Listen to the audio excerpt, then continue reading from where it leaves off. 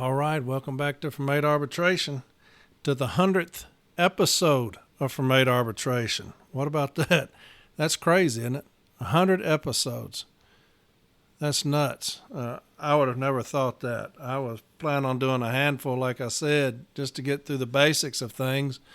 And here we are, 100 episodes into it. and so I really appreciate y'all listening, the support y'all give me through emails and calls and texts and messages and things. It means the world to me. It really does. I'm not going to stop doing it. I know that it pisses a few people off, and that's okay, but I'm not going to stop doing it. I'm a city letter carrier trying to help city letter carriers. I'm not coming to y'all in a union capacity whatsoever. I'm not coming to you as a shop steward, a formal rep, an advocate. I'm coming as a city letter carrier talking to city letter carriers. Trying to help as much as I can.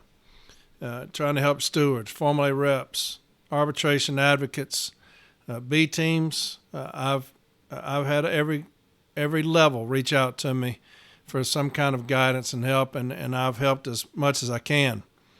I thought it was interesting the other day. This gentleman called me and said that he was at some training, and he was having dinner with an MBA and a few people that worked in the MBA's office, and they kind of were getting on to this individual, saying, hey, you need to quit pumping From 8 Arbitration so much on Facebook. You need to get off of pumping Corey Walton on From 8 Arbitration. You need to focus on your region.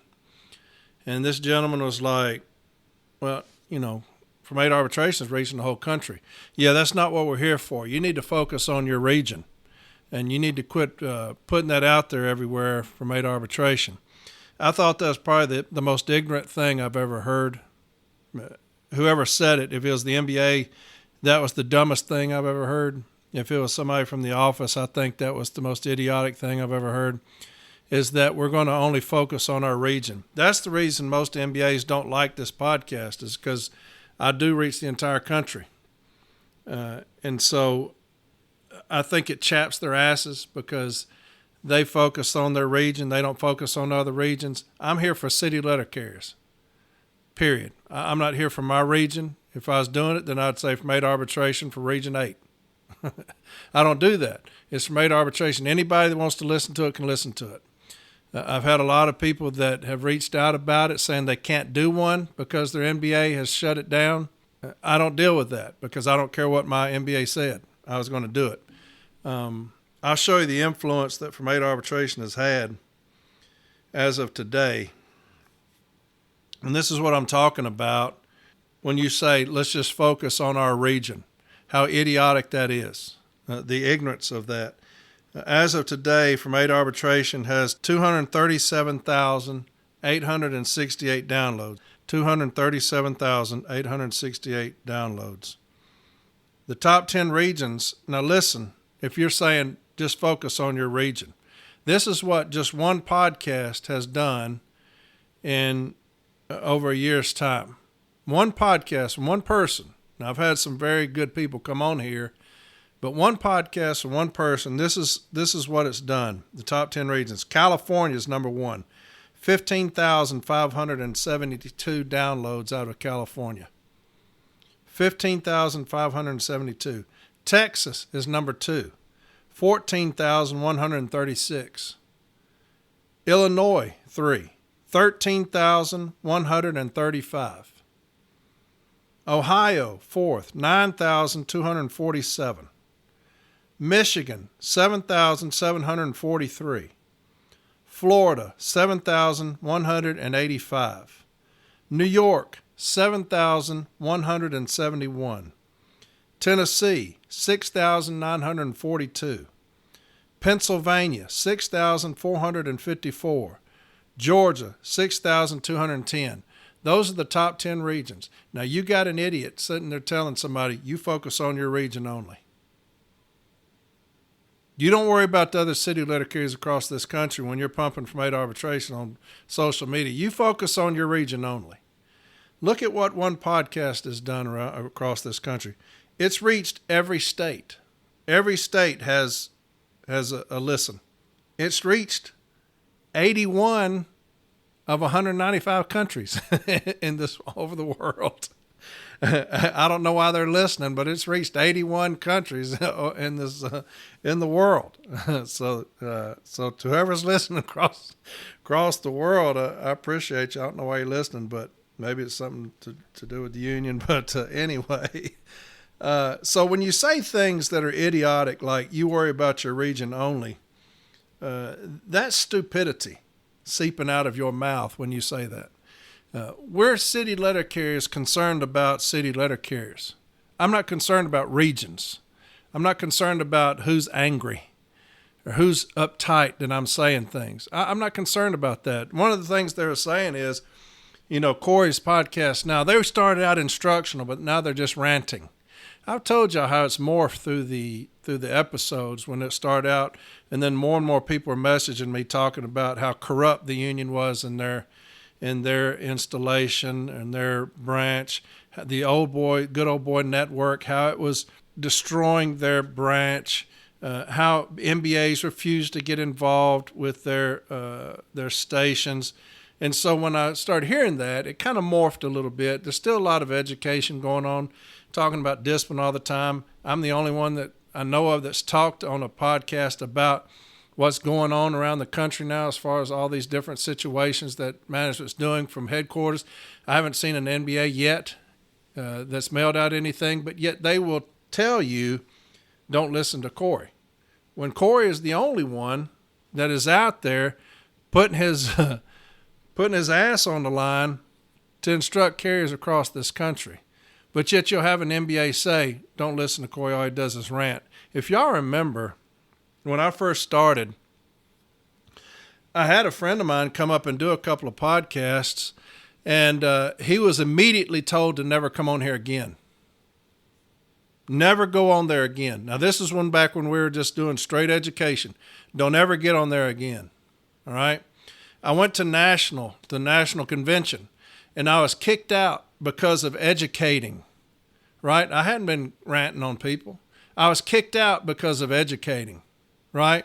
Then I was blackballed because of educating. You're talking about taking one of the top advocates in the country and putting them on the sideline as a punishment, which it doesn't punish me because I'm just doing this a podcast, educating, which is what I love to do.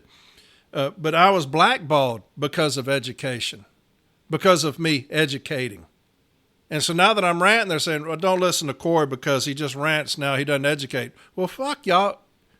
Y'all hated me educating before, so what is it? When I started, you banned people from coming on here educating. You kicked me out of national convention for educating. You blackballed me for educating, but now don't listen to me because I rant. I don't educate. Well, hell, y'all can't make up your mind what you want me to do. And that's the reason I will always do what I want to do. So to whoever in the NBA that said that you're an idiot for saying, worry about your region, Corey just rants. You don't know what the hell you're talking about. And I feel sorry for your region that you're the NBA, whoever that was that said that. I think that every region should have their own podcast. I do. I think every region should have your own podcast. Why? Because you can talk directly to the carriers in your region about things that are impacting your region. Something going on in California may not be going on anywhere else, but you can educate the carriers in California to say, this is what's going on in California. These are managers or station managers or postmasters that we're having issues with, so wherever they're going inside this region, know their names. Here's what we have on them. Here's what we can do. Here's what I can send you. Here's how we're dealing with the 1 hour office time in this region. Here's how we're dealing with stationary events in this region. Here's what the NBA is going to do to help you in this region. If you're having issues with your shop steward, here's what we want you to do in this region. And keep your region educated. But you don't do that. You don't do that. All you want to do is bitch about Corey Walton educating. Do your own. Do your own. Do it during work hours. I don't know why National isn't telling y'all to do one during work hours.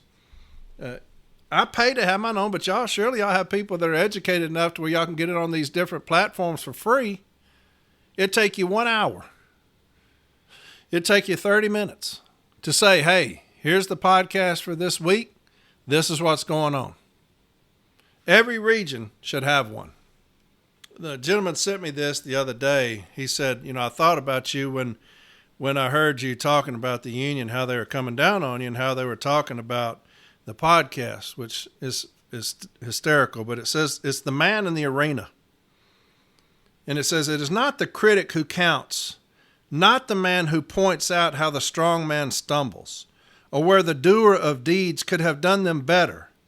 The credit belongs to the man who is actually in the arena, whose face is marred by dust and sweat and blood, who strives valiantly, who errs, who comes short again and again, who spends himself in a worthy cause, who at the best knows in the end the triumph of high achievement, and who at the worst, if he fails, at least fails while daring greatly, so that his place shall never be with those cold and timid souls who neither know victory nor defeat. That's a lot of these MBAs that are harping on Corey Walton. You will never know victory or defeat because you're too shallow, too cowardly to get out there and put yourself out there like I have. Every week I come on here, put myself out there for ridicule. You know why? Because I don't care. I don't care about your ridicule. I don't care about what you think about me. Like I said, I've done too much. I've been too successful to worry about you, what you think about me. So it's too easy to sit in the shadows and say that Corey Walton, you couldn't carry Corey Walton's jockstrap is the reason you talk about Corey Walton behind closed doors. Okay? Get in the arena. I've said it over and over and over again. Get in the arena and fight with the city letter carriers. Don't sit outside the arena and say, look at him over here saying that. We don't agree with that. Look at what he said over here. We don't agree. Don't do that. Get your ass in the arena. Get yourself marred and bloodied and sweated and muddied. Do that. I'll have some respect for you. But to sit back in the shadows and point fingers, you're cowardly. You're a coward. And you're idiotic for saying, worry about this region only, or worry about that region only. Worry about city letter carriers, because we're under attack right now from management. Unlike anything I've ever seen, we're under attack. And we have uneducated people out there saying things that make no sense whatsoever. The NALC is relying on Facebook to educate its members, on a podcast to educate its members, because they're too fragile and too scared to get out there in the fight. I don't understand that. I want to talk about another thing, and it's bizarre to me. I don't get how people don't understand this, but it's when I talk about this heat training, management falsified the heat training, and I said ask for $50 a calendar day per carrier. Seeing people that don't understand that, I tried to explain it as best I can, and I'll give you an example. This person was on Facebook when somebody said, a lot of the people are saying, we're asking for $50 a calendar day. This person said, any recommendations for remedy for the grievance I'm doing for this falsification in our hero safety records? That was what it said. Any recommendations for remedy for the grievance I'm doing for the falsification in our hero safety records? So a lot of the people were saying, listen to from Arbitration. He goes over this. Ask for $50 a calendar day. And this individual says, while I get that stewards are asking for $50 a day, just realize when you ask for a remedy so high, you make it extremely tough on your B team member to get you a decent remedy. Because first-time events rarely warrant thousands of dollars per carrier. I'm going to read that again now because I'm going to talk about this. While I get that stewards are asking for $50 a day, just realize when you ask for a remedy so high, you make it extremely tough on your B team member to get you a decent remedy because first-time events rarely warrant thousands of dollars per carrier. And then you had another person comment, facts. So they're saying that's fact. You don't understand the grievance that we're filing if that's your response. First off, you didn't answer the question because somebody said, what's the remedy? And you said, you just start talking about $50 a day. You don't really answer the question. When you ask for $50 a calendar day, what you're doing is, I don't want the B team to resolve this. I don't want the informal step A to resolve it. I don't want formal step A to resolve it. I don't want B team to resolve it. When I told you that we're asking for $50 a calendar day, it's because I want it forced in front of an arbitrator. I don't want the B team to decide it. I want it forced in front of an arbitrator. So what will force this in front of an arbitrator? $50 a calendar day per carrier that's affected. It will force this case in front of an arbitrator. When you say that this remedy is too high for a first offense, it's ignorance when you say that, because we're not dealing with an Article 8 issue. We're not dealing with someone who has violated a 1723. We're not dealing with someone who has violated Article 41 as far as opting. We're not dealing with crossing craft grievances. We're not dealing with city carrier being forced to deliver rural carrier work. We're not dealing with those things which would normally say, get a cease and desist. We're not dealing with that. Do you know how many deaths have been caused by Article 8 violations? Do you know how many deaths have been caused by crossing craft violations? Do you know how many deaths have been caused from opting violations? Here's the number of deaths in the United States on average, heat-related deaths, 702 on average because of heat-related issues. Okay?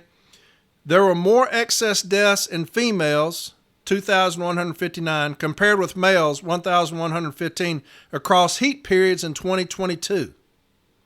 Okay?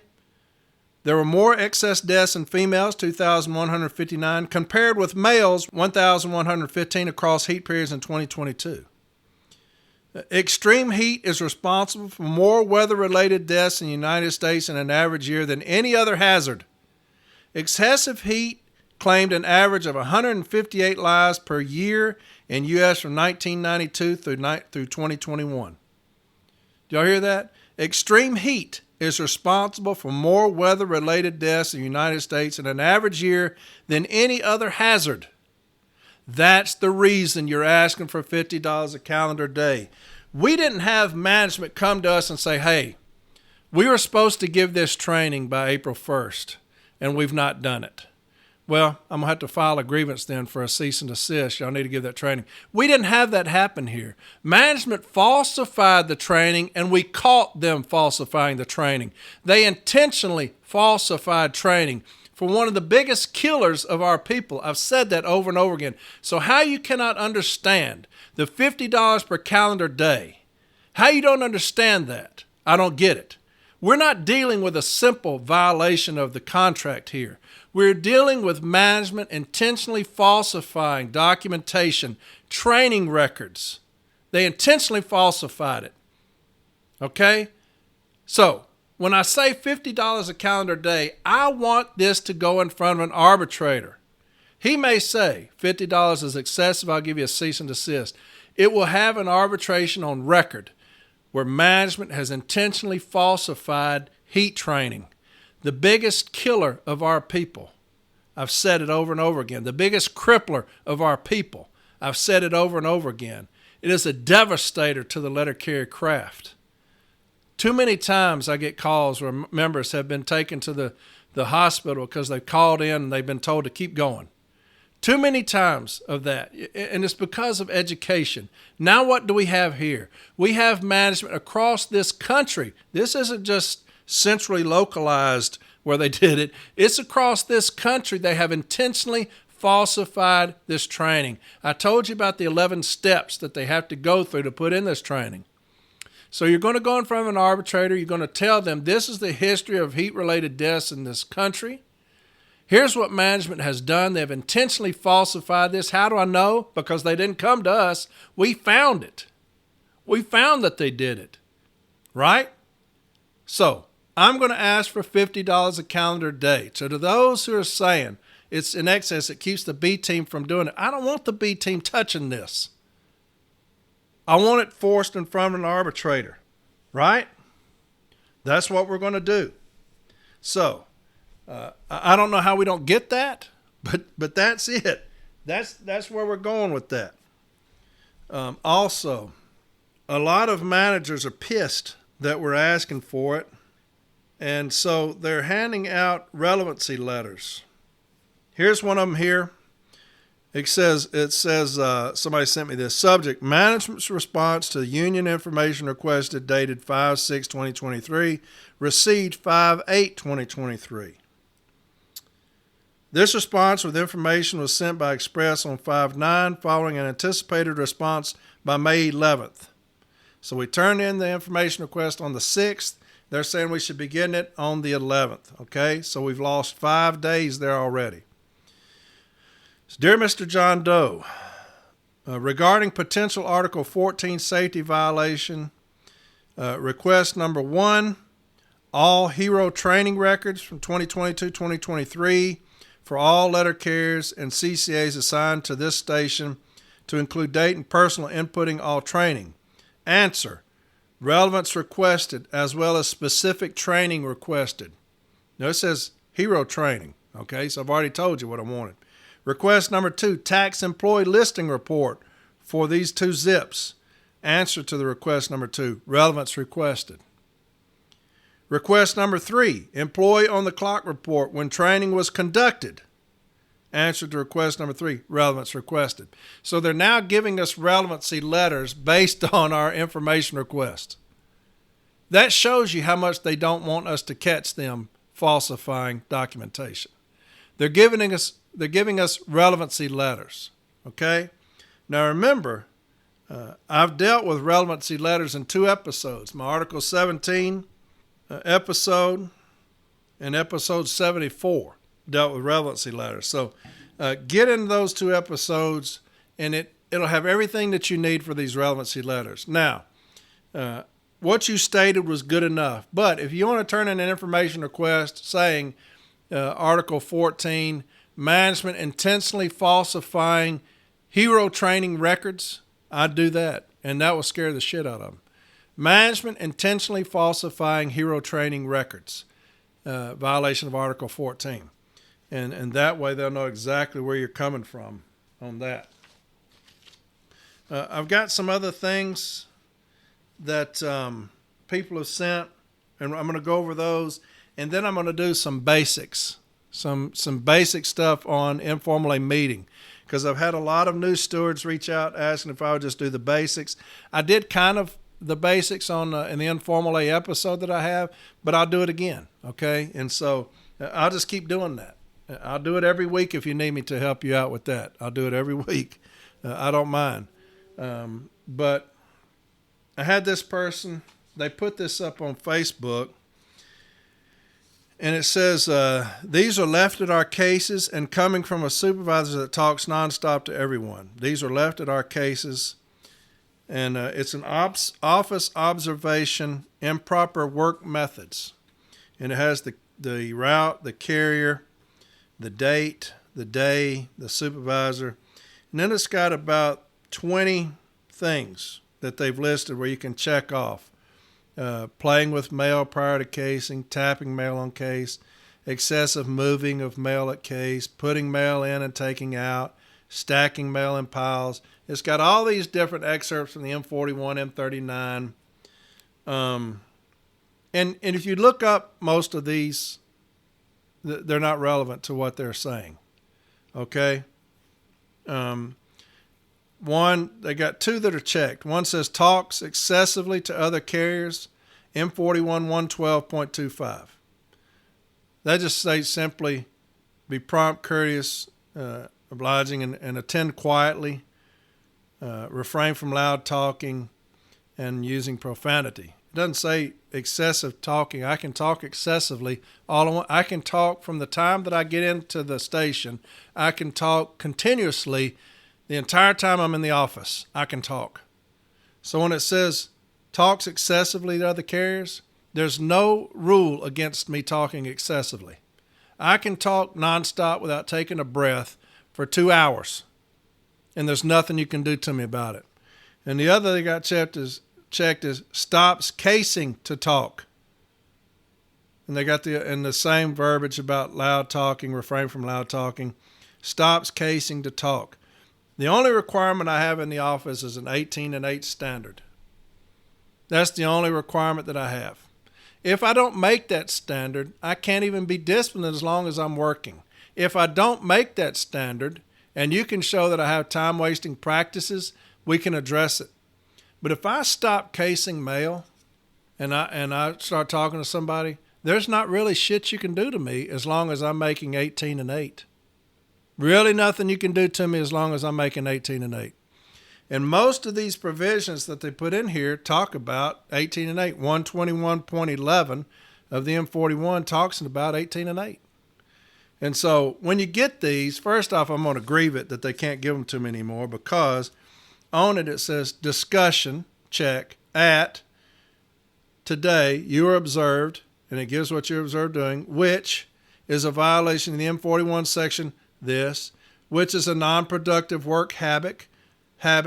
I'm documenting this as a discussion, and future violations could result in corrective action. It's got the supervisor's signature and date. Another thing it checked, it says pre-disciplinary interview will be conducted. Previous discussion conducted with employee. Now remember all these things when I'm fixing to read to you. It says PDI, pre-disciplinary interview will be conducted. Previous discussion conducted with employee. Then it's got another one. No discrepancies were observed. Please continue the good work. Thank you for observing the M41. Okay, so they've got these things on here. This one was checked that a discussion was given. You're observed doing these things, which is a violation of M41. I'm documenting this as a discussion, and future violation could result in corrective action. Now, these were left at the cases and when they got back. And so we're going to go to Article 16.2, and listen to me, okay, because we're going to grieve this. First off, it's a locally generated form. And so I'm going to grieve that under locally generated forms. I did an episode on locally generated forms a few episodes ago. Okay, so we're going to grieve that under that. Also, we're going to grieve that under Article 16.2, discussion. And I'm going to read all this to you, and then we're going to pick it out. And that way, if you ever get one of these from all across the country, not just in one region, from all across the country, if you get one of these, we're going to handle it the same way. All right? 16.2, discussion. For minor offenses by an employee, management has a responsibility to discuss such matters with the employee. Discussions of this type shall be held in private between the employee and the supervisor. Such discussions are not considered discipline and are not grievable. We're going to get around that. Following such discussions, there is no prohibition against the supervisor and or the employee making a personal notation of the date and subject matter for their own personal records. However, no notation or other information pertaining to such discussion shall be included in the employee's personnel folder. While such discussions may not be cited as an element of prior adverse record in any subsequent disciplinary action against an employee, they may be, where relevant and timely, relied upon to establish that employees have been made aware of their obligations and responsibilities. And then we go down below the box section. Although included in Article 16, a discussion is not disciplinary and thus is not grievable. Discussions are conducted in private between a supervisor and an employee. Here we go. Both the supervisor and the employee may keep a record of the discussion for personal use. However, there are not to be considered official postal service records. Okay? However, these are not to be considered official postal service records. They may not be included in the employee's personnel folder, nor may they be passed to another supervisor. So we're going to grieve that under that section, okay? That you have notated the discussion, you've left that discussion at my case, and you've made an official record. All right, so we're going to grieve that, and that will stop that program. Okay, so make sure you're grieving that first off of locally generated forms. It's not a PS form. It's not properly promulgated. And Article 16.2. And we're going to get those forms. We're going to keep them from disseminating those forms, okay?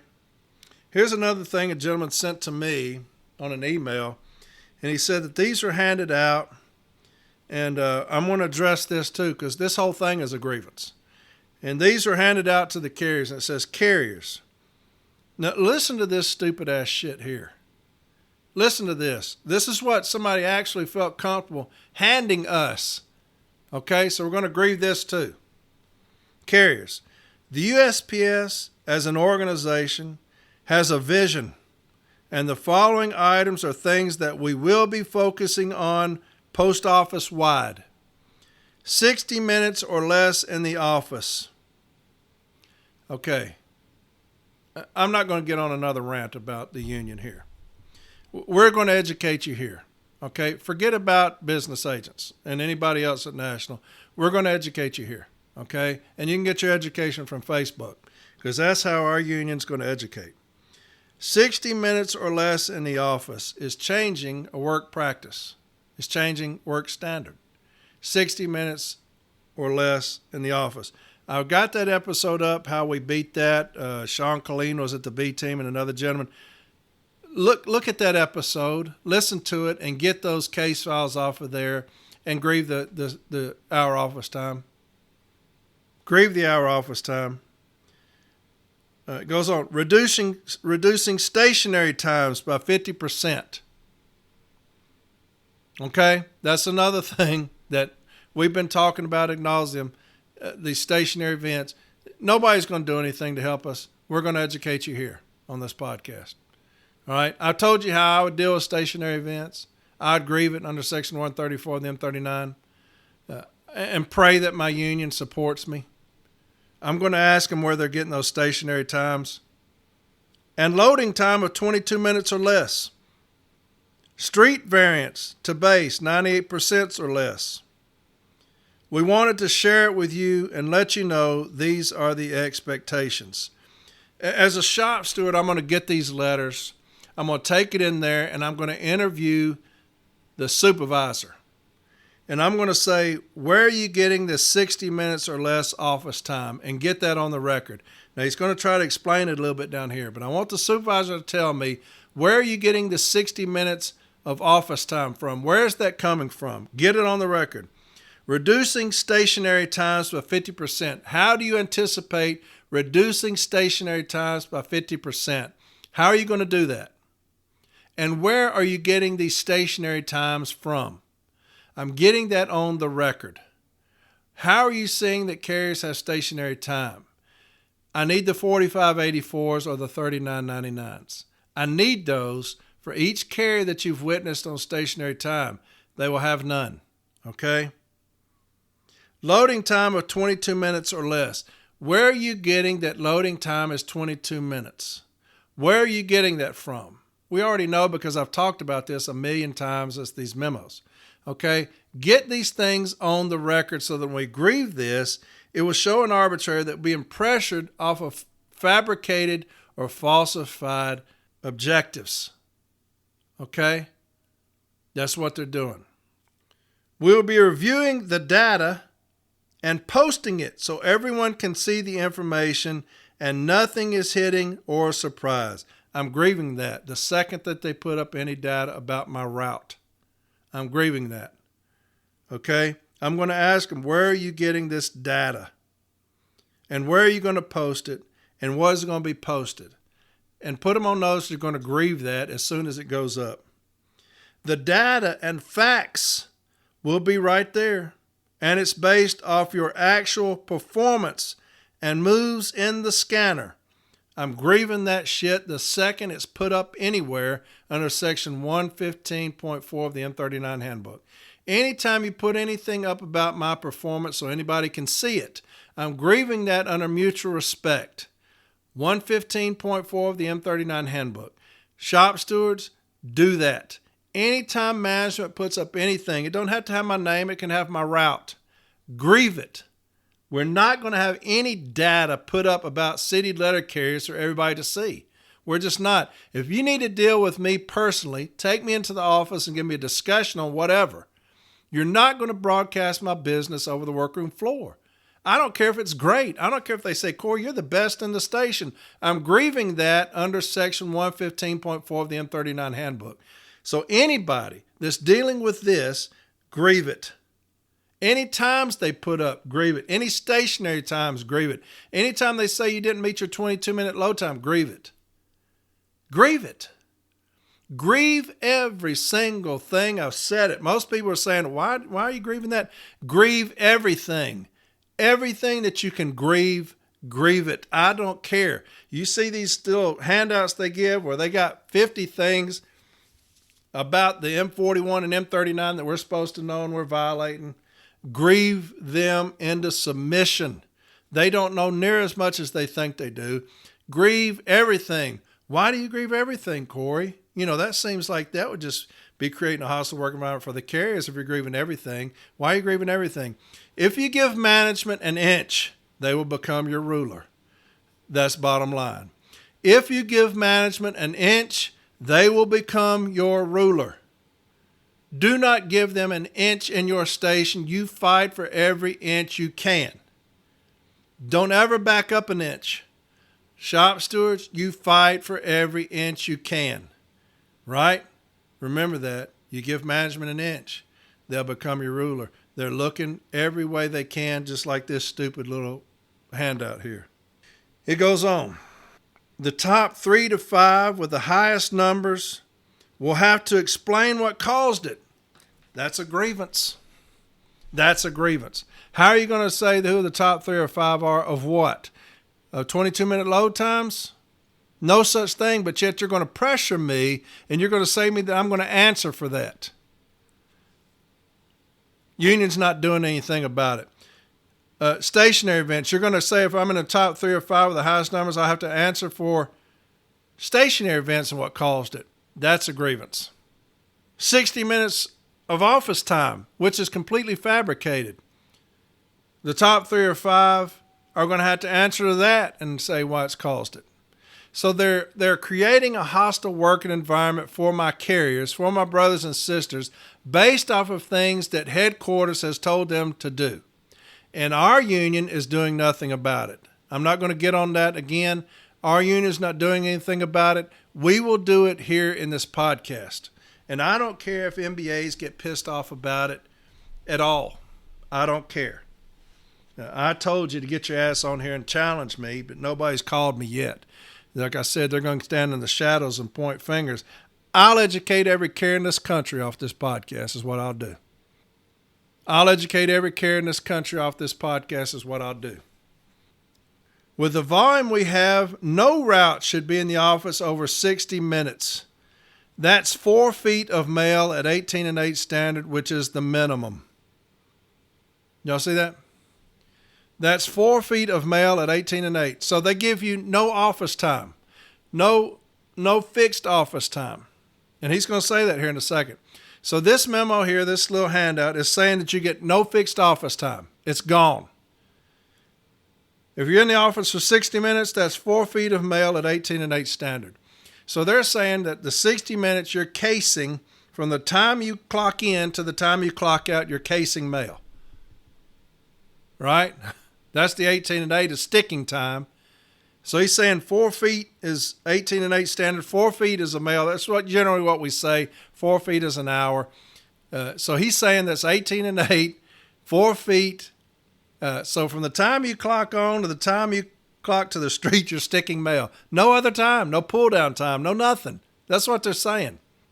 We will be conducting DMS and RIMS reviews with the top opportunity carriers if warranted to get an explanation.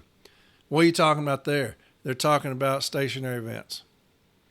We will be conducting DMS and RIMS reviews with the top opportunity carriers if warranted to get an explanation. That entire first paragraph is a grievance.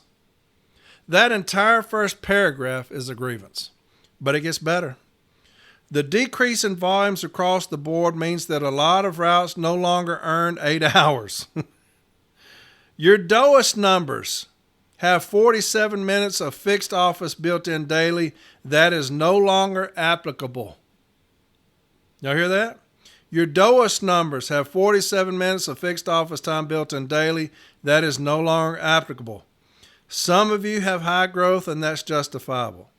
Those of you that do not have the growth and think that your route should still be 8 hours daily, come see me, and we can go over your data. It's just not there. Now, he's already predicting this in the future.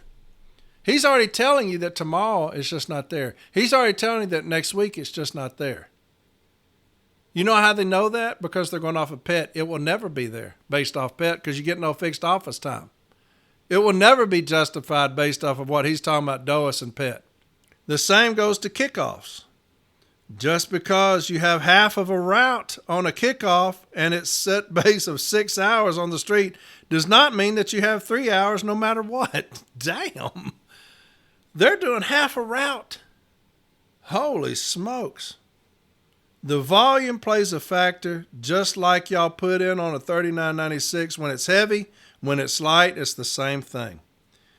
You should be cased up and pulling down most days within 30 to 45 minutes. Did y'all hear that? You should be cased up and pulling down most days within 30 to 45 minutes and leaving the parking lot before an hour with the volume we have. I've got 33 minutes of fixed office time. How am I going to be pulled down and gone in 30 minutes? Do y'all see what's happening? Do you remember when I talked about conditioning? They're going to keep on with this misinformation. They're going to keep on beating you down with misinformation, conditioning the letter carrier to where they finally say, damn it, I'll give up. Listen, union. Get in between the letter carrier and management here. You've got to. Get in between management and the letter carrier here. Step in the gap as our agent. You've got to. I'm not going to keep doing all these rants and cussing every week. Maybe I will. I don't know, but union, get in the way here. This entire letter is complete horseshit. The entire letter. It says you should be cased up and pulling down most days within 30 to 45 minutes. How is that humanly possible with 33 minutes of fixed office time and 43 with a break? How's that possible? I'm grilling whoever sent this. I'm going to take notes on all of these things, and I'm going to go in and I'm going to say, talk to me about this entire letter, and then I'm going to grieve it. And I'm going to have him get up and tell him publicly that he's retracting this letter. But that's how bad it's gotten. This ain't the first time y'all have heard me talk about this. This is nationwide. The misinformation right now is an epidemic. I told y'all, remember when I told y'all that I played baseball and I said that was all a lie? I said management does the same thing. They'd rather climb a tree to tell a lie than stand on the ground to tell the truth. This is the biggest misinformation campaign I've ever seen. The biggest one. The misinformation coming out right now is unlike anything I've ever seen in my life. And the union is doing nothing about it. NALC is doing nothing about it. Facebook is having to educate people, which is embarrassing. This podcast is having to educate people, which is embarrassing. That our NALC can't put out anything about anything. It is completely embarrassing to be associated with them. That's why I'm not on here as a representative of the NALC, because they're an embarrassment right now during this time. I'm speaking to you solely as a city letter carrier. Solely as a city letter carrier, trying to help you out as much as I can. It's a complete embarrassment that they're not doing more. But yet you got time to sit at a dinner and say, don't listen to Corey. He's just ranting. You need to get your ass up out of dinner and go do an email to your region saying, hey, I've dropped the ball terribly. I apologize for being a failure.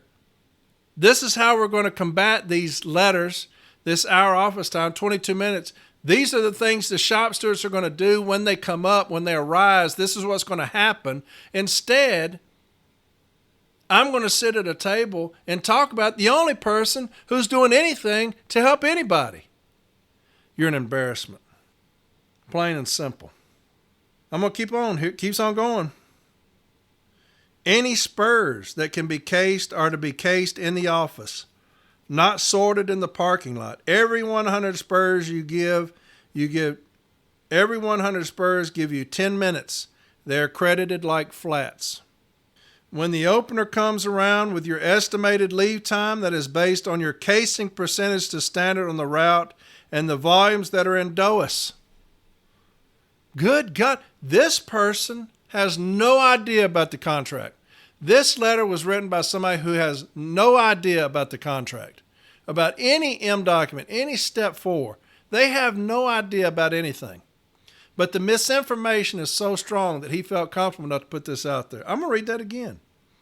When the opener comes around with your estimated leave time that is based on your casing percentage to standard on that route and the volumes that are in DOAS, he's telling you that he's violating the DOAS memo. In addition to the 47 minutes built in. He's telling you that he's violating the DOAS memo right there. He's telling you your leave times based on DOAS. That's a violation of the DOAS memo. The ignorance of these people that do these things and how they think that we're ignorant. You know why? Because our union is ignorant right now as far as helping us, defending us. Listen to this shit. It's the same letter. Keep on going. Our performance as an organization needs to improve across the board if we're going to outperform our competitors. We must perform to the expectations of our customers, or we will lose those customers and they will take their business elsewhere. You get 1 minute per parcel. God dang. You get 1 minute per parcel over your base added, and that includes the load time. We're going to start capturing time on routes that are under. You get 1 minute per parcel. You see what I'm saying? This is a buffoon here. This person here is a buffoon. This entire letter is a violation of all the contracts and handbooks and manuals in step 4s. The entire letter is a violation. We're going to start capturing time on routes that are under. It makes no sense to allow someone to use leave and then have someone else carry a piece in overtime that someone that undertime could have carried. This is the direction the post office is going. And all of the data and facts are coming directly based on your performance. Do the right thing. Do your job to the best of your ability daily. We realize that performance may change a little daily for various reasons, but there should never be a substantial difference. What about that letter there, y'all? But they feel comfortable sending that out. You know why? We're not doing anything. We're not doing anything. Listen to this letter here. Y'all are going to shit when you hear this. This was handed out to carriers at their cases. Listen to this now. Here's the ignorance of management. This was handed out to carriers. This is what it says now. Sailors, S-A-I-L-O-R-S, sailors, I need your input and suggestion to help our team meet the objectives. Tell me what I can do or what resources you need to help you reach these objectives. Turn into your captain by end of Monday, please. Y'all hear that? I'm going to read that again. Here's how they feel about us. Sailors, I need your input and suggestions to help our team meet the objectives. Tell me what I can do or what resources you need to help you reach these objectives. Turn into your captain by end of Monday, please. Here's the objectives. Mission objectives. 1, 60 minutes office time per day. That's one of the objectives. 60 minutes office time per day. They're wanting the letter carrier to tell them how they can meet that 60 minutes. When they say, tell me what I can do or what resources you need to help you reach these objectives. 60 minutes of office time per day. Do y'all see how I'm saying this is rampant? Rampant across this country. This is rampant. Now I've got people calling us sailors, telling us to help them meet the 60 minutes. Here's number 2. Pivot 10-15% of our daily volume every day for whole office. 1 to 10 hours. 3, clock ring and Avis accuracy. 4, Load time, 22 minutes. Load time, 22 minutes. That's what they handed to the letter carriers in the station. 60 minutes office time per day. Load time, 22 minutes. You can't tell me that this hadn't come down from headquarters. This is all over the country. Now, this person just filled it out and said not contractual and everything, turned it in, which is hysterical. But if I'm a letter carrier, I'm throwing this in the garbage. I'm not turning that in. I'm throwing it in the garbage. I'm not helping you screw me. What kind of sense does that make? I'm throwing it in the damn garbage. Here's an email that was intercepted and sent to me from district.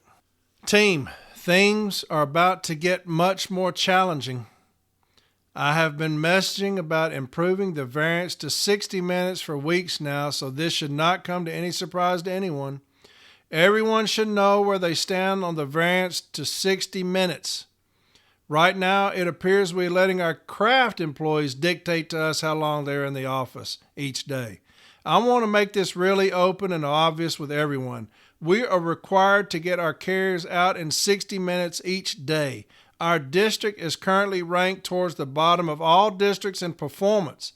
It would be nice to say, well, that's just this area or this area. Unfortunately, we need to not look anywhere outside our own doorsteps to see room for opportunity, team. Also note it's not just on one office. Every office has room to improve. We're not the only offices with flats, letters, etc. So here's a district letter coming out to the district saying, all districts are involved with the 60 minutes. When I tell you it comes from headquarters, that's what I'm talking about. They're sending out emails saying, why are you not meeting the 60 minutes? Why are we towards the bottom of all districts in the 60 minutes? And what email have you seen from the NALC to do anything? Nothing. That's what I talked about last week. You had your thumbs up your ass, you send an email. Do something, please. Do something. The misinformation right now is rampant. When I say you got to meet it head on, that's what you do as a union. You get dirty. You get nasty. You bite and scratch and kick. That's what a union does. That's what dock workers do. They get ugly when this kind of stuff happens. You meet it head on. You've got people out there that are dying to get in this fight and meet it head on. Dogs out there. I'm telling you, I see too many messages about these dogs wanting to get in this fight. But we're not. We're not telling them how. We're not telling them how to engage this fight. As a union, as the agent, you've got to do this. Get the dogs in the fight. Tell them what to do, how to grieve it. If it's a grievance, say something to somebody about the misinformation. It is rampant right now, and our union is on the sidelines talking about Corey Walton, how he rants. This is why. Quit eating dinner with people and get your ass in the fight with us and say, this is what we're going to do. Do something. Here's an email from district talking about all districts. You know what that means? The country is doing the 60 minutes. And we got people over here. Y'all heard about the 60 minutes? What we do about the 60 minutes? That should not be happening with a union of our size and influence. It shouldn't, but it is. They're on the same page. Management is. They're on the same page about the 60 minutes and the 22 minutes. And don't say, well, I say this every week. Don't say about, well, the memos say this. We got people being disciplined because of it and people being harassed because of it and workroom floors that are being toxic because of it and other managers handing out memos because of it. They are misinforming the letter carrier because of it, and we're being conditioned because of it. And don't say, hey, the memos say this about it. Don't do that. Don't do that. Get in the fight and say, here's what we're going to do about the misinformation on the workroom floor. Every shop steward in the country, and a lot of stations don't have shop stewards. So MBA, send out your RAAs, send out your RGAs. Send out somebody to these stations and educate these people and say, look, about this document that was handed out, we're grieving it for you. There is no such thing as a 60-minute office time. It's all based on performance, what you do, the mail volume, and what you need to do. If management's telling you to get out in an hour, we're going to agree with this way, or we're going to handle it this way. I shouldn't have to do this every week, but it comes in every single day to me all the time. And if that's ranting, I guess I'll just be ranting. I'm a city letter carrier trying to help city letter carriers. I'm not an agent on this podcast. I'm not paid by the NALC to do this podcast. I'm not paid by anyone to do this podcast. I'm a city letter carrier trying to help city letter carriers with the things that I have learned throughout the years. Here's somebody sent me this, and I appreciated it, and I told him I'd read it. Hey there, everyone at From A to Arbitration, thank you so much for what you do. I'm a new steward in my area, and I stepped up because of your podcast. I love how transparent you've made the process of being a steward. I love the passion, and I don't mind even a little bit of listening to call someone a piece of shit or saying fuck once or 50 times. I wanted to message and say my first case was an emergency placement and subsequent removal of a CCA for dismounting to deliver a parcel while he left his truck running, no emergency brake engaged, driving without a seatbelt, and with a scanner in his hand while driving. Your podcast armed me to defend this guy, put together a case, and stand up to management for handling the whole thing improperly. We got this guy back with full back pay and got it removed from his record, and it's because of this podcast and your efforts. We did it together, brother. Even if you were only here in spirit, I'll keep it quick because you likely got a ton of these, but I wanted to say a sincere thank you for what you do and the heat you take for watching out for us. You rock. Hey, that's worth every fucking second of this podcast right here. 100 episodes at whatever it's cost me to do it. That one email was worth every second. So anybody that's out the outside of the arena talking about the one that's in the arena fighting, anyone that's outside of the arena not willing to do something, go fuck yourself. Sitting at dinners, pointing fingers behind closed doors in the shadows. Look at Corey. I read stuff like that, man. I'll do another 100. You know why? Because one person got their job back from these sorry bastards that removed him. So anybody in the shadows pointing at me, and you're too fucking scared to get in the arena and fight with me on here. I put myself out there every week to be ridiculed by somebody that thinks they know better. And I'll keep on doing it. You know why? Because you don't. You don't. You can only talk about what you do. Thank you, sir, for sending me that. And I get a bunch of those. JB called me the other day saying he got a handful of them as well. And we really appreciate that. Here's another thing somebody sent me. And I'll read it. It says, letter of instruction. This letter of instruction is being given to reiterate the instructions related to compliance with Article 15 grievance procedures. Recently, there have been a rash of grievance payouts due to management's failure to meet with the union in a timely manner or failing to meet, period. As EAS, we have an obligation to meet with our union partners when a request to meet is submitted. In one district alone, an arbitrator has ruled that the Postal Service is required to pay out a significant amount of money for violating Article 15. Furthermore, in the same district, due to noncompliance with settlement agreements, cease and desist orders, and Step B decisions, the Postal Service is now required to pay $2,500 per grievance for future noncompliance violations. Therefore, as EAS of your respective units, it is your responsibility to ensure that we follow Article 15. We are to meet at each level of the grievance process, ensure compliance with settlement agreements, cease and desist rulings from the DRT. Listen, local units should not sign off on cease and desist remedies. He was doing good until right there. Local units should not sign off on cease and desist remedies and Step B decisions. Secondly, contentions are required to be in each case file when sent to the DRT from Formal A and Step 2 levels of the grievance process. So anyway, it goes on and on, but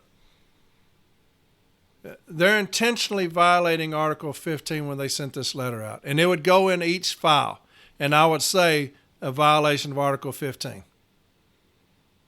You're forcing this up the ladder when you say that. You've taken it out of the hands of the supervisor when you send out this letter.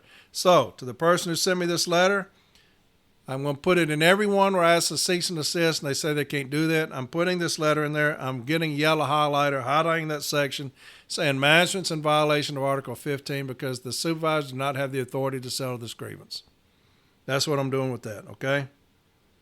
Here's a letter of warning, and I try to do discipline a lot because a lot of you reached out saying that this helps you because they don't see much, and it kind of helps you with what to look for, okay?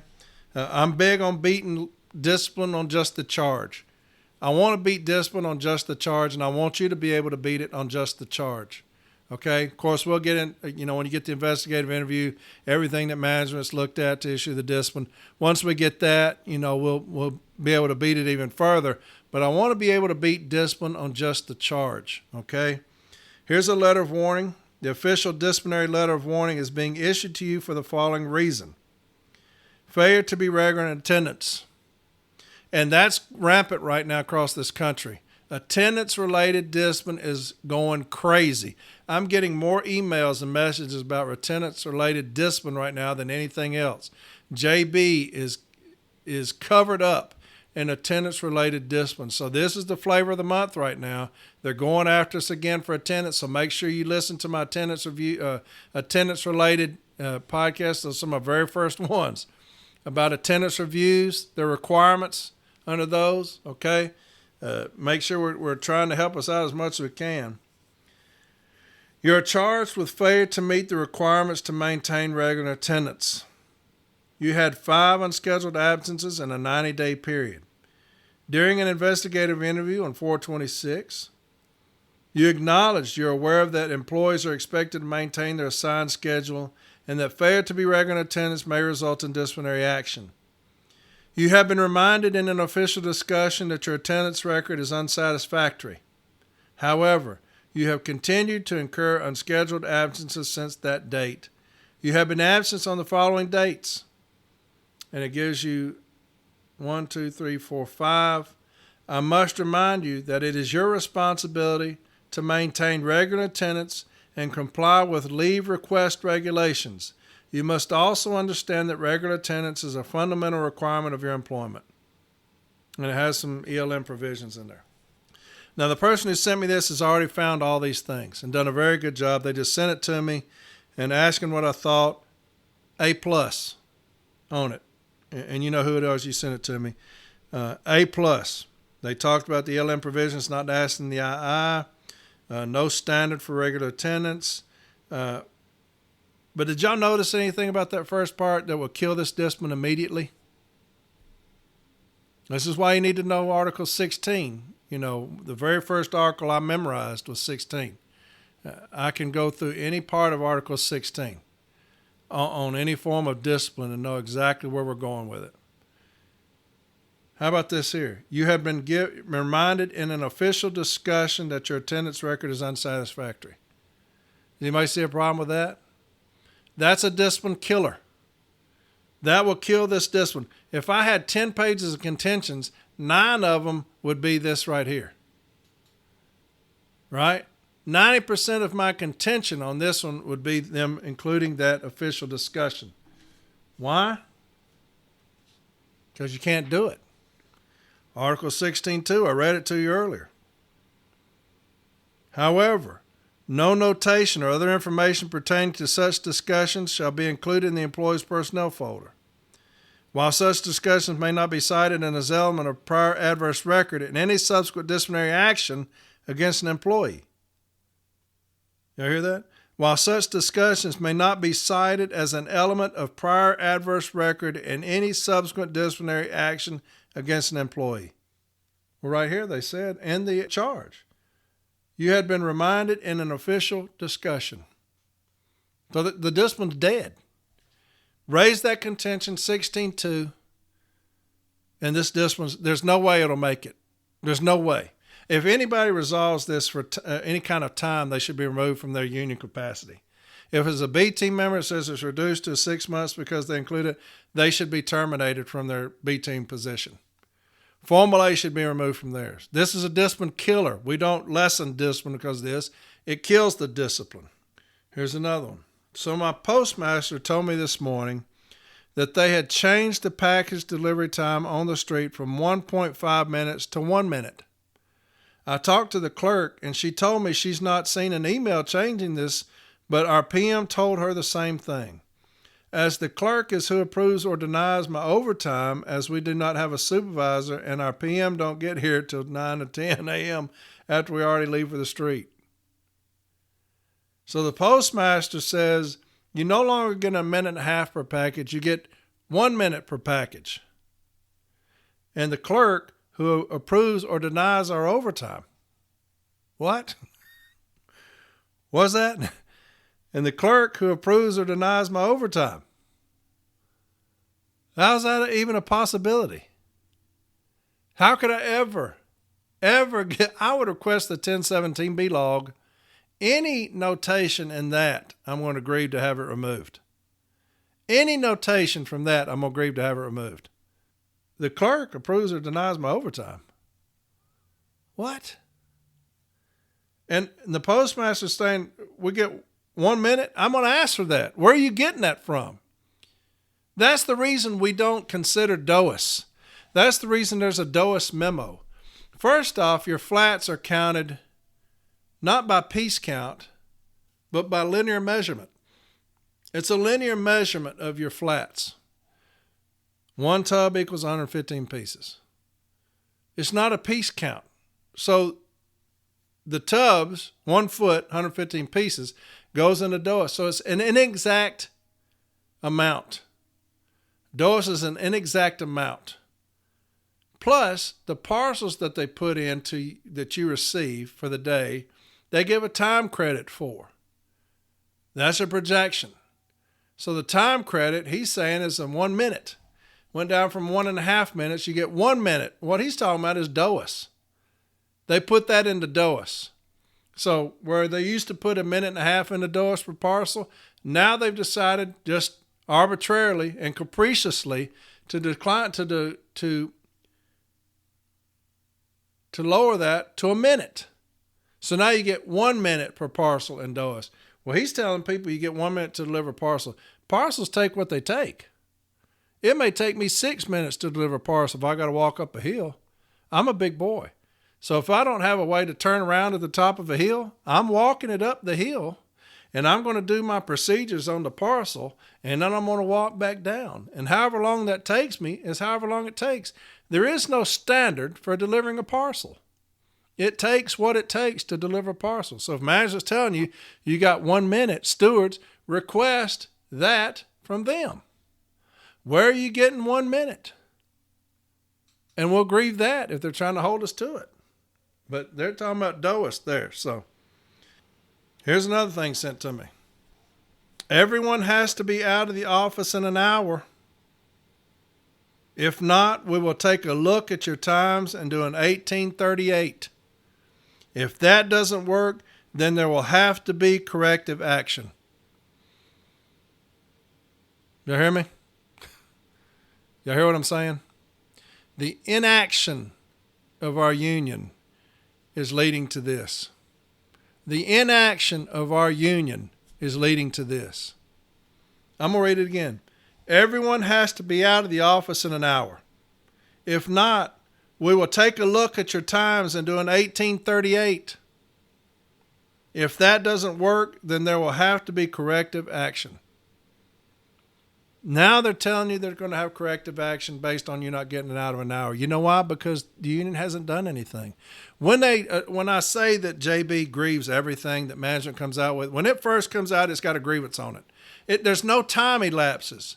Nothing happens. When they say this, it's grieved in 14 days. Why? It keeps this from happening. You remember when I said, give management an inch, they'll become your ruler? This is why you say that. This is why you grieve everything. If management's saying things like this, you grieve it. First off, this is a threat. You're threatening me for not getting out in an hour, something that you made up. But what have we done as far as the union to protect the city letter carrier as their agent? Nothing. If that doesn't work, then there will have to be corrective action. Hey, union, I'm telling you on this podcast, this is stuff going on. What are you going to do about it? You going to keep pointing at Corey in the shadows? Huh? Look at him ranting. Yeah, I'm going to rant because you're not doing shit. That's why I'm ranting. I've been talking an hour and 15 minutes. All of it's been educational. You don't like what I've been saying? How I've been educating the city that cares about what to do? About things that are being sent in? You get a podcast then, and you do it. You're too chicken shit to do that. Here's another one sent to me, another email. It's from Ohio. Excessive stationary events. Sorted by top opportunity. Filtered by zero centralized, zero scan, and events. Poom. Stationary. Poom. Stationary. Then it's got IMPU. Full name. It's got the carrier's name, craft, delivery unit, stationary time, occurrences. So this carrier, number 1, was delivery unit this, stationary time, 5 minutes and 38 seconds, occurrences, 7 occurrences. And it's got a list of about 50 people on it. We're not going to agree with that either. We're not going to agree with that either. Now here's one that's working. Here's one that's working. This person has been messaging me for quite some time. She can't get her counterpart to meet with her. They refuse to meet. Okay? So she's got all these grievances that she's supposed to meet on. Management refuses to meet. She has all of these requests to meet. Management doesn't respond. So at the end of the 14 days, she sends all of these grievances up. Okay? Because management refused to meet. Refused to give any information. Refused to meet. She sends them all up. And the Formal A representative said this. The formal Step A representatives have reviewed the cases remanded from DRT. So the DRT remanded them back to Formal A for further development. Okay? And feel it is in the best interest of all parties to remand these grievances to informal Step A. Shop steward so-and-so is required to review, develop, and discuss the grievances in the case file with this management no later than May 16th. These cases will be considered timely, and if a settlement cannot be reached, an informal Step A, the case file shall be appropriately repealed to formal Step A. So here's an individual that says, I cannot get anybody to meet with me. I've documented it, that they refuse to meet. I've requested to meet. They won't even talk to me. They won't even give me information. So I sent them up. They sent them up to DRT, and the DRT remands them back. Why? Why? Don't tell me because of the language says that we're supposed to meet. We attempted to do that. Why are we letting management off the hook? Why are we doing that? Why would we let management off the hook? They've told you they don't want to meet with us. Well, just send them back down. Send them back down and tell them to meet. That's cowardice. I want to fight. All the time I want to fight. I cannot stand cowardice in my union. But she sends me this. I just wanted to thank you. I spoke to the NBA. He is sending an RGA. For your information, I met on them for the 3rd time today. Management only contends that informal she cannot settle monetary settlements, which I'll add on to my new contentions. This all for the first remand. Thanks for all you guys do. So management, since they forced her to meet with them, she just goes in there and says, I can't settle them. Send them up. So that's what you get for a remand. You remanded it back to somebody who tells you they don't want to meet with you, refuses to give you information. You make them meet with us. When they go in there, you made them meet with us. They go in there and say, I can't settle. Send it up. Okay. Thank you. Thank you for remanding those back. Stupid. But she says, I told her, I said, call the NBA. Voice your concern about it. Said the NBA is sending them an RGA, which is fantastic. That's fantastic. A couple other things, and then I'll get into what I want to talk about. Here's another thing sent to me. It says, hey, Corey, let me start by saying that I love what you do. Your podcast is very educational encouraging, and even entertaining at times. I'm a CCA from this state, and I've been with the post office for 1 year and 6 months. And everything you've talked about is now taking place in my station with loading times, using load truck feature, 1 hour office time, management using the scanners to intimidate us, saying that we're going to have to answer for stationary events, and going rampant issuing carriers discipline for attendance. To be fair, my station is pretty bad attendance. We now have a new manager, and he's a complete bully. We had a stand-up talk yesterday, and he basically tried to intimidate carriers, saying he was going to start writing people up, saying we can't sing or talk while we're in the office casing mail. He even asked one of the clerks to turn off the radio because he wants everyone to be focused at work. During the stand-up talk, my shop steward tried to intervene and fight back, but it was clear that they didn't have the knowledge to do so, so they were getting destroyed by this guy in front of all the carriers. What's going on is very demoralizing and discouraging, and I sure hope that the leaders at the NALC finally decide to stand up and fight for us. Anyway, I love your content and everything you're doing. Keep fighting the good fight, and don't listen to anyone saying you're being divisive. You're doing the right thing. Thank you, Corey. Absolutely. And we're going to kick this manager's ass right here, okay? We can talk as much as we want to. So if you can get statements, I know you got a bully. But if you can get statements, all right, section 112.25 of the M41 handbook. 112.25 of the M41 handbook. You're going to grieve that stand-up talk where he says you can't talk. We can talk. We can talk quietly. We can't use profanity. So we can talk. M41, 112.25.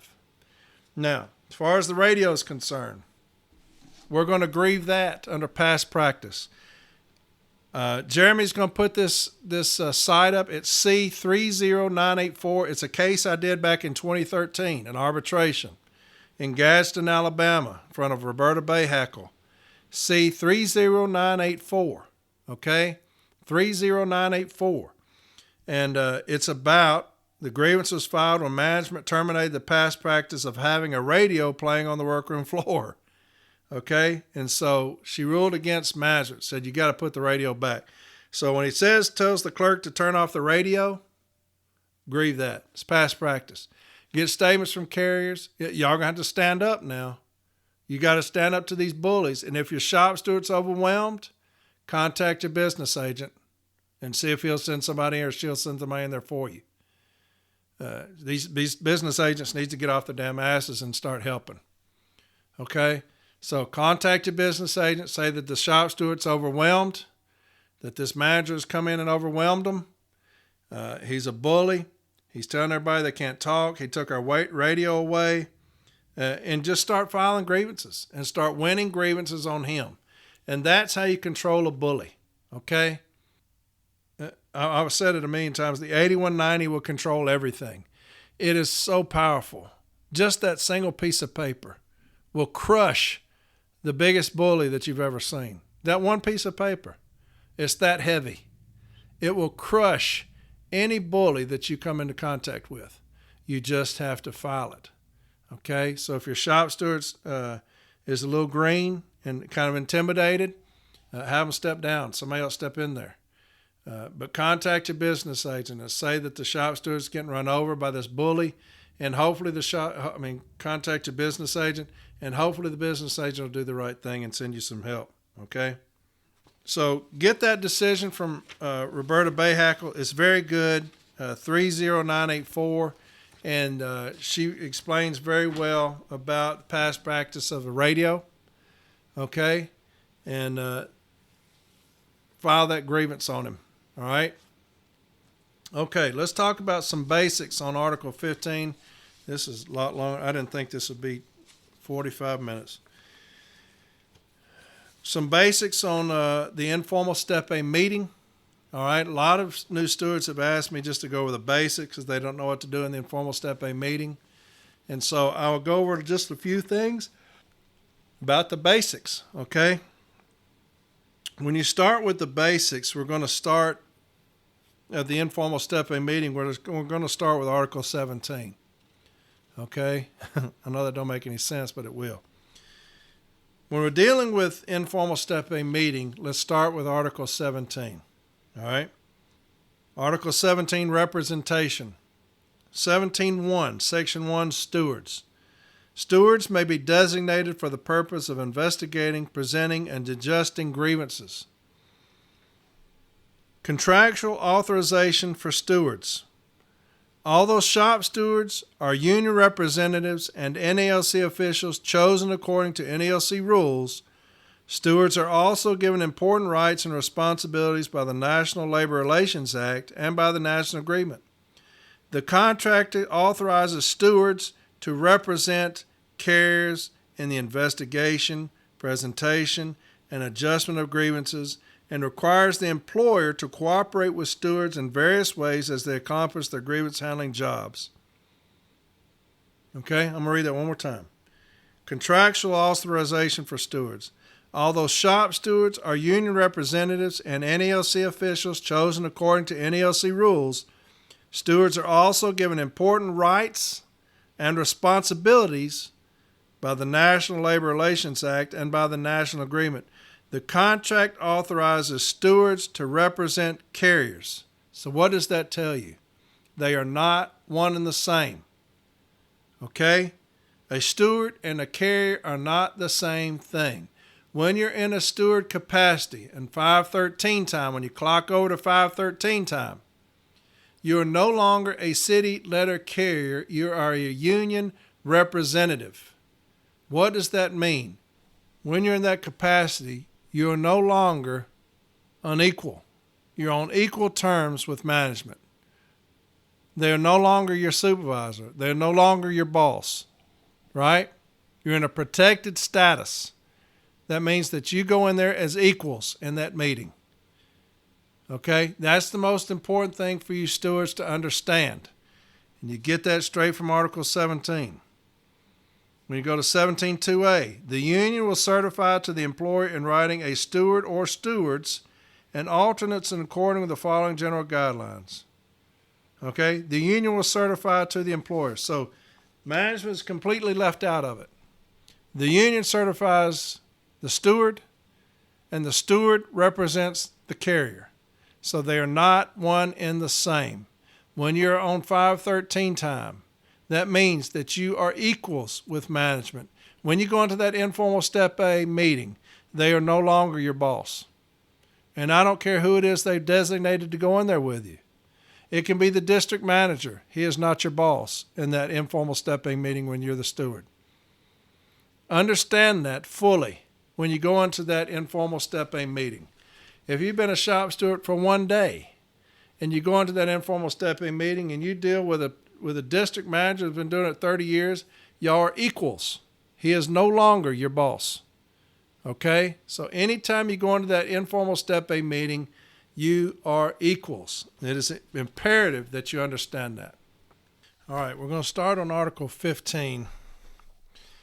In 15.1, Section 1 definition. I don't know if you've ever read this, but we're going to read it because it's going to explain to you why we're in this meeting, why we're in the informal A meeting, okay? A grievance is defined as a dispute, a difference, a disagreement, or complaint between the parties related to wages, hours, and conditions of employment. I'm going to read that again. This is critical for you new stewards, okay? When management is trying to raise hell in there, look, a grievance is defined as a dispute, a difference, a disagreement, or complaint between the parties related to wages, hours, and conditions of employment. A grievance shall include, but is not limited to, the complaint of an employee or of the union, which involves the interpretation, application of, or compliance with the provisions of this agreement or any local memorandum of understanding not in conflict with this agreement. All right, so that is a broad grievance clause there. Okay? It says it right underneath that, broad grievance clause. Article 15.1 sets forth a broad definition of a grievance. This means that most work-related disputes may be pursued through the grievance arbitration procedure. The language recognizes that most grievances will involve the national agreement or a local memorandum of understanding. And then it goes on to other types, okay? So the broad grievance clause, a dispute, a difference, a disagreement, or a complaint, all right? And I'm sure that we can find a lot of those. 15.2, informal step A. Now, you've got 4 steps. Informal step A, formal step A, B team, arbitration, okay? Informal step A is just that, informal. You ever had to go to a dinner and you say, hey, how are we dressing? Are we dressing informal or formal? Well, you dress formal. Well, I better put a suit on. I dress informal. Well, informal, I put some jeans and a nice shirt on.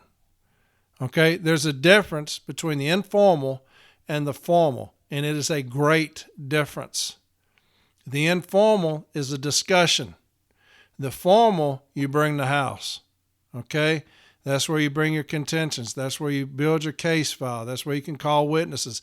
A lot of stuff goes on at the formal. The informal, new shops do it, is just that. It's an informal meeting. Okay, and we're going to talk about the informal meeting. So, A, any employee who feels aggrieved must discuss the grievance with the employee's immediate supervisor within 14 days of the date on which the employee or the union first learned or may reasonably have been expected to have learned of its cause. This constitutes the informal step A filing date.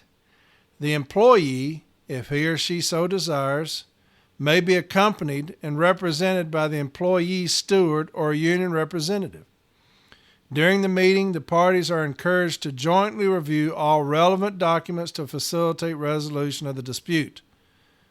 The union also may initiate a grievance and informal step A within 14 days of the date the union first became aware of, or reasonably should have become aware of, the facts giving rise to the grievance.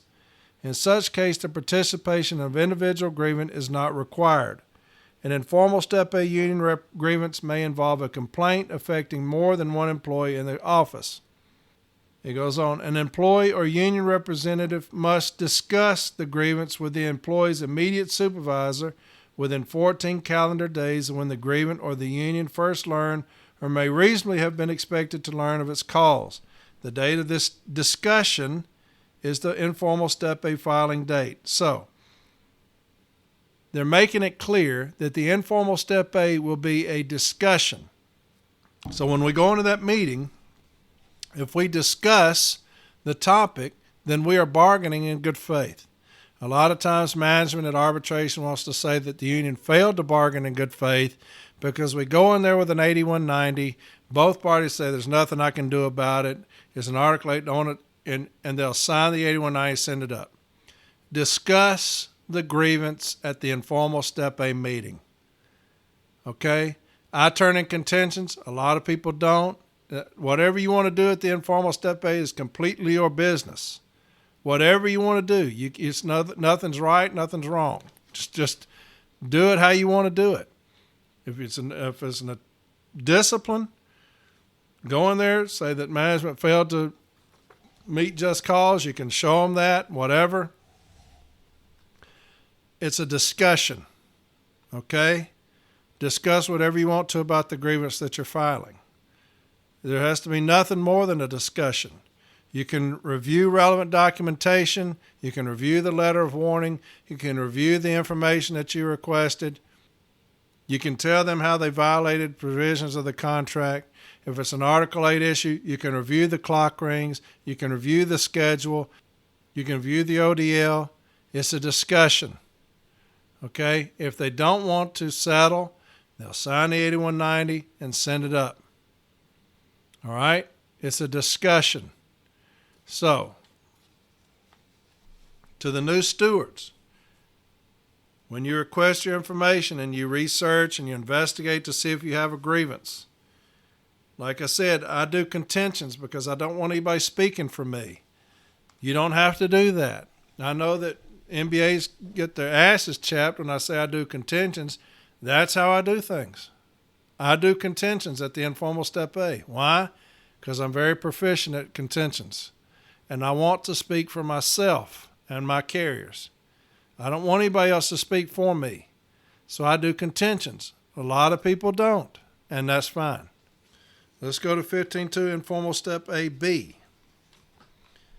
In any such discussion, there it is again.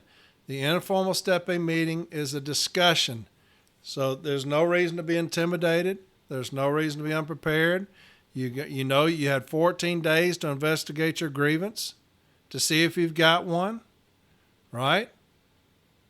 Well, at the end of the 14 days, we should have a pretty good grasp on whether we have a grievance or not. You will go into the informal step A meeting and you will have a discussion with the supervisor.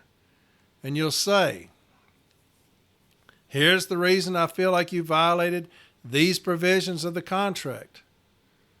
And this is what I want you to do about it. It's a discussion. You don't have to turn in an issue statement. You don't have to turn in a remedy. On the 8190, it says those things will be done at the formal A, right? All you have to do is say, you remove so-and-so, here's what I found, and I'd love for you to rescind the removal. I can't do that. Okay. I always write a very detailed note or statement about what happened at the informal step A meeting. If management comes in there and says I can't settle, that's exactly what I write down. And I send that to the formal step A. A very detailed note about what happened at the informal step A meeting. At the informal step A meeting, I brought in the documentation. I showed it to the supervisor. I showed him where they erred, where they violated just cause. I asked that they rescind the removal, and they said they can't do it, and we sent it up. All right? That's all that needs to be done. But make sure you write you a very detailed note about what happened at the informal step A, because management, labor, will tell their supervisor to lie about that in the hearing, in arbitration. If it makes, that's what they did in Memphis when we had that joint statement case. They tried to lie about the informal step A meeting, and the arbitrator wasn't buying it. Let's talk about that again. In any such discussion, the supervisor shall have authority to resolve the grievance. If he says anything other than that, make sure that you write it down. The steward or other union representative likewise shall have authority to resolve the grievance in whole or in part. The local parties are not prohibited from using the joint step A grievance form to memorialize a resolution reached at an informal step A meeting. No resolution reached as a result of such discussion shall be precedent for any purpose.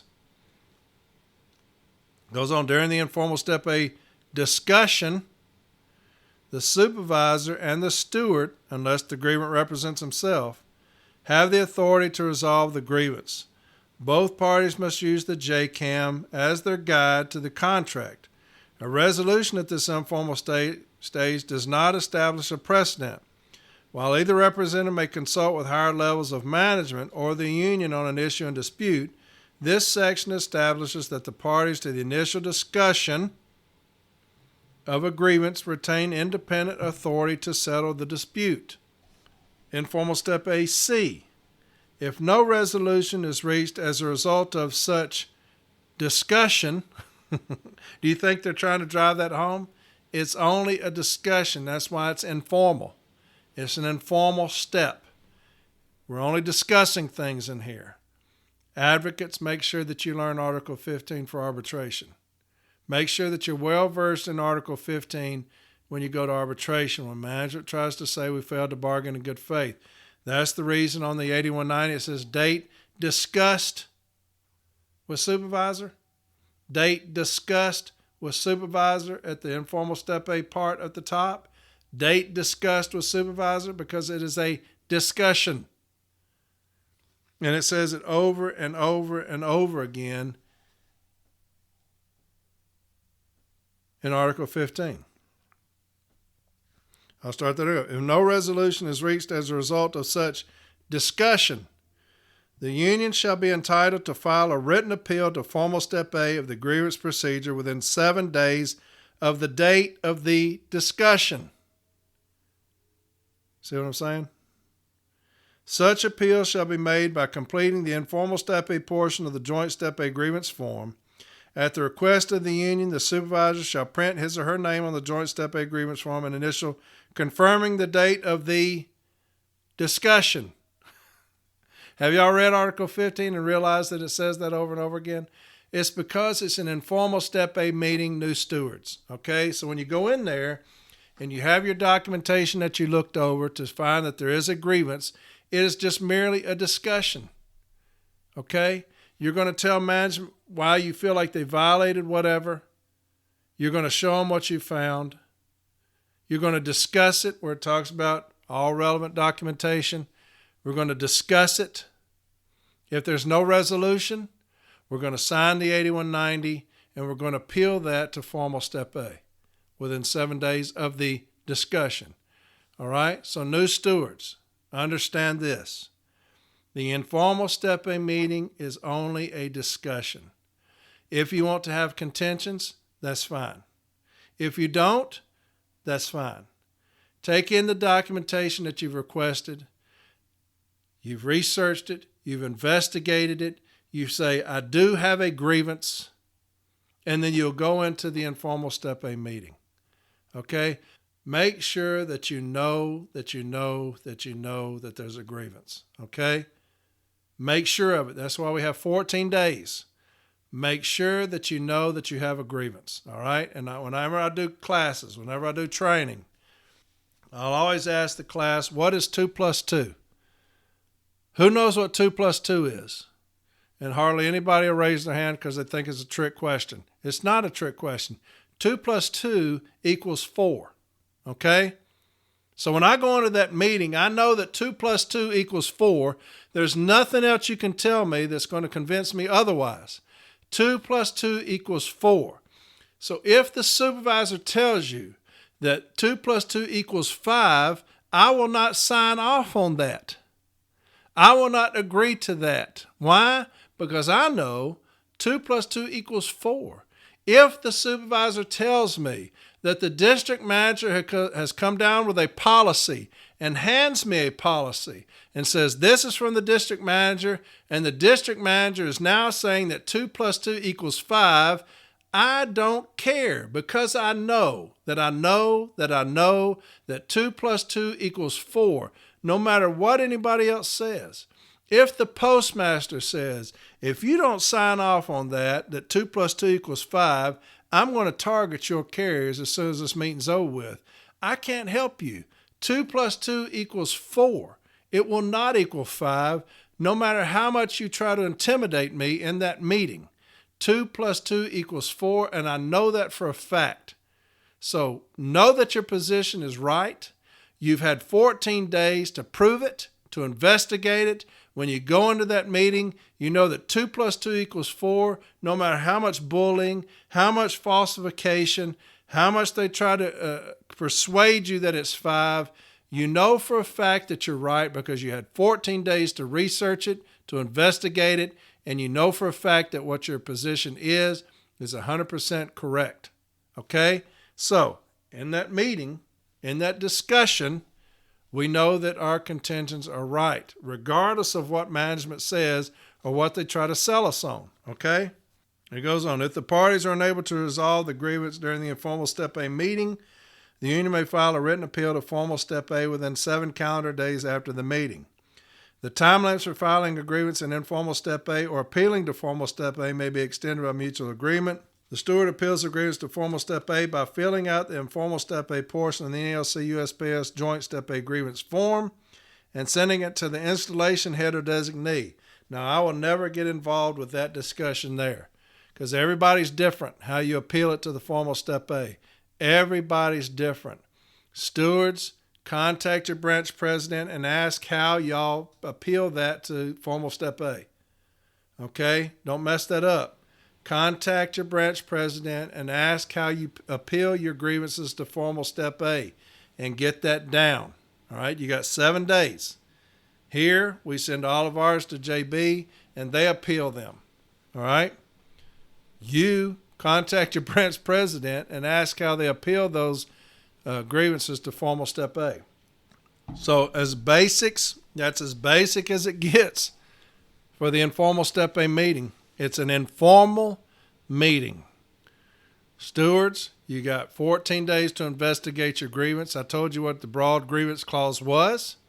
That's going to encompass most anything that you grieve.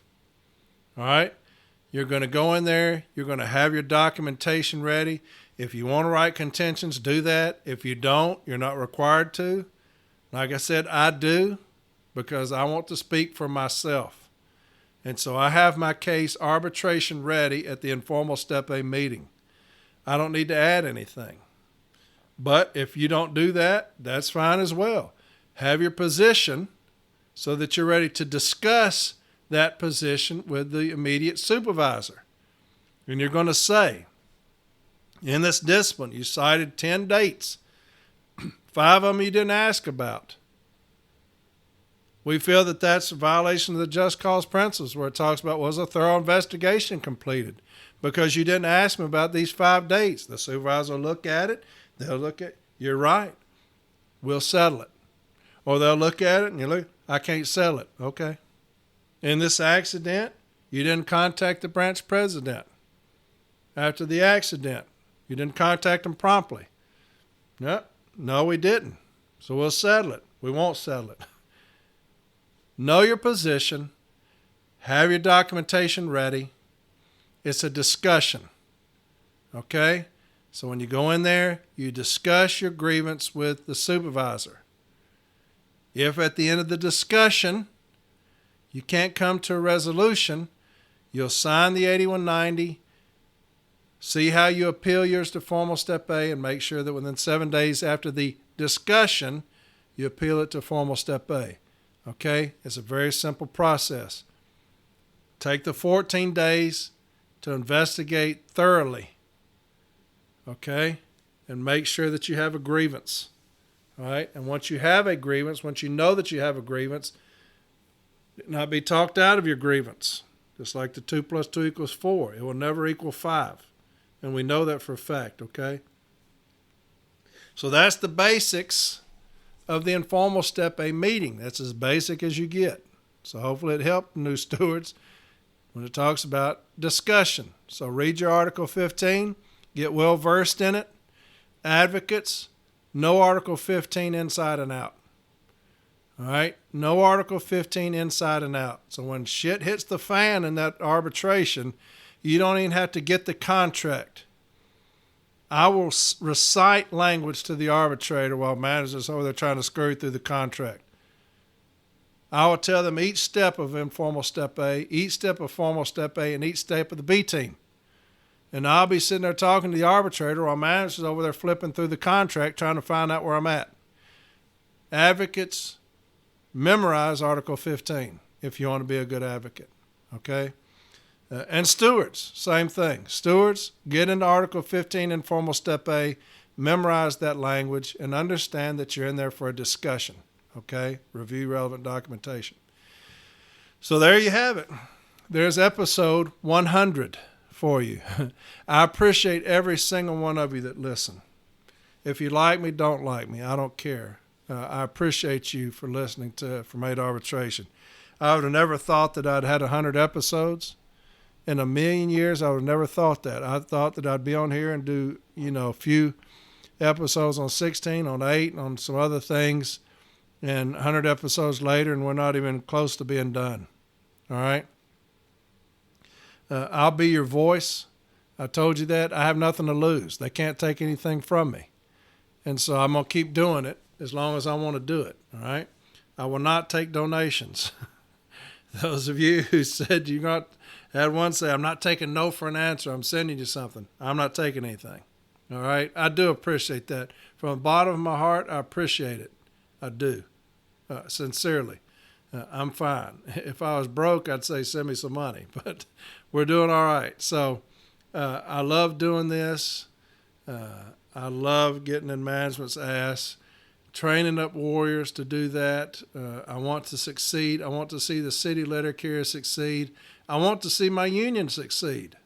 I do. I want them to get off their ass and succeed. And so, look, I'm not bitter against anybody. I hold no bitterness towards anybody. I don't, because I don't care enough to hold bitterness. If you don't like me, I don't care. I'm not going to get bitter at you. I don't care about you. So, to that business agent that wanted to say that I just rant, I don't care enough about you to be worried about it.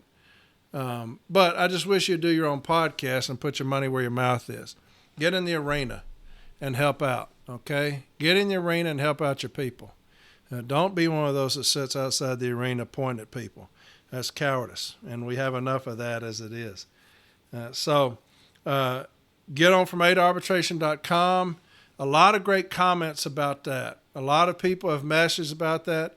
I get a lot of outside people commenting on from arbitration.com, wanting to have Jeremy make their website. It's top notch. Dude does a magnificent job with it. So get on from arbitration.com. On episodes, look for this episode. You'll find this site, C30984, for taking the radio away to that individual that sent me that. And also any contract language that we talk about. That way it's very easily accessible for you. From Arbitration, a Facebook page, get on there. Lindsay does a fantastic job with that. A lot of interaction with those things. Discord, get on there. That thing is growing by leaps and bounds. It's fantastic. Get on there and look at that. Reddit is fantastic. That's growing by leaps and bounds. So get on Reddit. They have discussions and stuff on there as well, just like Discord.